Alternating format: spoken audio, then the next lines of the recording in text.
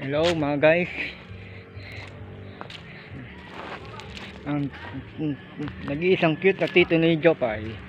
Dito kami sa control na sakop ng Barrio Santa Rita. Ang binilin lupa ng kanyang tita Vivian. Ang gaano kalawak oh. Tingnan nyo naman. Dito na swimming pool. Ha? Ang lawak. Kasi delikado, tawid ng kalsada lang. Pinabaha to, di ba? Hindi. Halos dalawang ano to. Bahay ni Ate Madam Lani. Dalawang bahay pa yung ano, sakop. Daming kapitbahay. May poultry. Nag-iisang cute na tito ni Jopan. Daming tanim dito. Naku, inggit si Camille di asis ng bukbukin. Yung pag-ibig ni Marimar at Bulugan. Ayun, daming tanim oh. Maduduling ka sa ano yun eh. Kasawa kang kakadilig.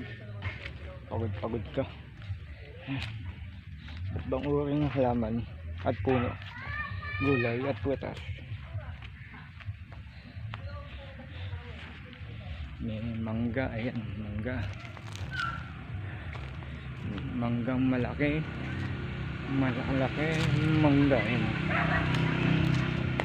Malapit to sa ano, kalsada. Ay, muntik na masika yung cute niyang mukha ng tito ng Jopan.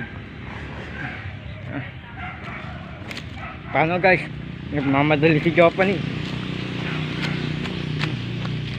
Uwi na ang cute na tito ni Jopan eh.